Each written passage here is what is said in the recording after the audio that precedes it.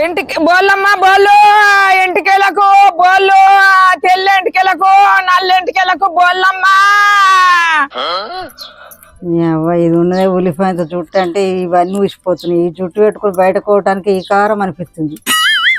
బోళ్ళమ్మ బోళ్ళు గిలాసాలు గిన్నెలు కుక్కర్లు తెల్లెంటికెలకు నల్లెంటికెలకు బోళ్ళమ్మ బోళ్ళు.